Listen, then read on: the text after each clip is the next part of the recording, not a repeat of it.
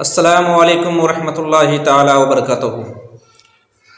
ناظرین اکرام، آج میں آپ کو بتاؤں گا غسل کرنے کا مکمل طریقہ کیا ہے، ان کے فرائض کیا ہیں، اور غسل کن صورتوں پر فرض ہوتا ہے۔ انشاءاللہ آج کی اس ویڈیو میں بتانے کی کوشش کروں گا۔ آپ ہمارے ویڈیو کو آخر تک دیکھیں، ہمارے چینل کو سبسکرائب، ویڈیو کو لائک، کمنٹ اور اپنے دوستوں کو ضرور شیئر کریں۔ غسل کن صورتوں پر فرض ہوتا ہے؟ غسل فرض ہونے کی صورت منی کا نکلنا اپنے جگہ سے شہوت کے ساتھ غسل کو فرض کرتا ہے، اور احتلام کا ہونا یہ بھی غسل کو فرض کرتا ہے، اور عورت کے آگے یا پیچھے میں مرد کا ذکر کا داخل ہونا، حشفہ کا داخل ہونا غسل کو فرض کرتا ہے۔ دونوں کو غسل کو فرض کرتا ہے، مرد عورت دونوں کو غسل فرض کرتا ہے، چاہے وہ منی کا انزال ہو یا نہ ہو۔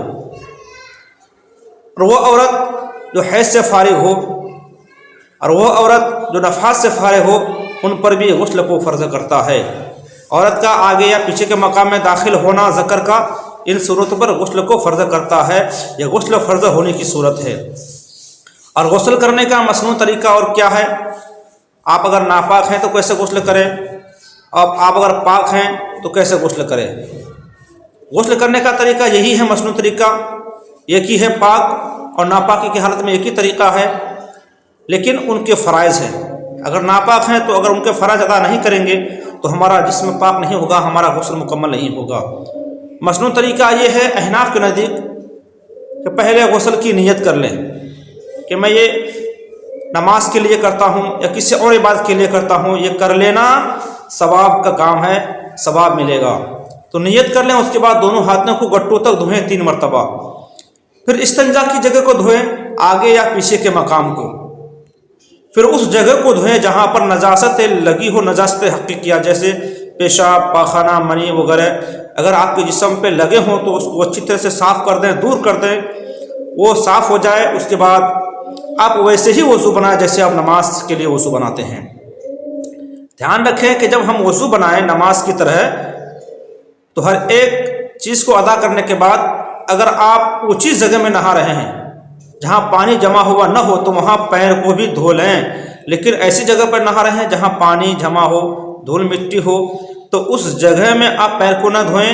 پیر کو جب غسل سے فارغ ہونے لگے تو اس وقت پیر کو دھو لیں۔ اور جب پانی ہم اپنے جسم پر کیسے بہائیں، اس کا طریقہ کیا ہے؟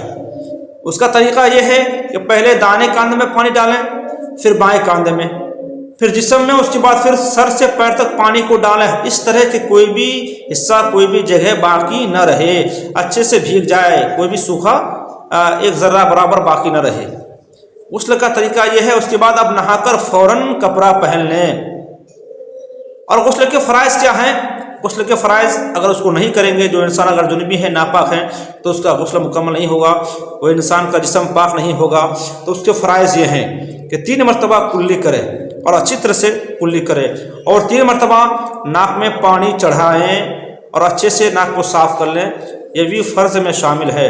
اور سر سے پیر تک اچھی طرح سے پانی کو بہانا، یہ 3 چیز غسل میں فرض ہے، اور یہ 3 چیز جنبی اور ناپاک انسان کے لیے کرنا ضروری ہے، نہیں تو آپ کا جسم پاک نہیں ہوگا، اور آپ نماز، قرآن، مسجد میں داخل نہیں ہو سکتے، آپ قرآن کو چھو نہیں سکتے، آپ نماز نہیں پڑھ سکتے، اور آپ اگر بھولے سے نماز پڑھ بھی لیں گے تو آپ کی نماز قبول نہیں ہوگی۔ بہت ناظرین ہیں، بہت سے لوگ ہیں جس کو یہ پتہ نہیں ہے۔ آپ اس ویڈیو کو دیکھیں، انشاءاللہ آپ کو ساری باتیں معلوم ہو جائے گی کہ اس غسل کا طریقہ کیا ہے، اس کے فرائض کیا ہے۔ اور کچھ لوگ کھلے میں نہاتے ہیں، کچھ مرد کھلے میں نہاتے ہیں، گھٹنے ڈھکے ہوئے نہیں ہوتے ہیں، ایسے ہی کچھ چھوٹے کپڑے پہن کر نہا لیتے ہیں۔ تو کھلے میں چھوٹے کپڑے پہن کر بغیر گھٹنے ڈھکے ہوئے نہانا یہ سخت ہے، گناہ ہے۔ مرد حضرات بہت ایسے کرتے ہیں جو کھلے میں نہا لیتے ہیں۔ اب اس چیز سے بچیں۔ آپ اگر کھلے میں نہا رہے ہیں تو پوری طرح سے اپنے پیر کو ڈھکے، جو آپ کی ستر عورت ہے اس کو چھپا کر نہائیں۔ اور عورت کے لیے حکم ہے کہ وہ اپنے 4 دیواری غسل خانے میں نہائیں، اور مرد اور عورت دونوں یہ لحاظ رکھیں کہ چہرہ اور پیٹھ قبلہ رخ نہ ہو، قبلہ رخ سے بچیں۔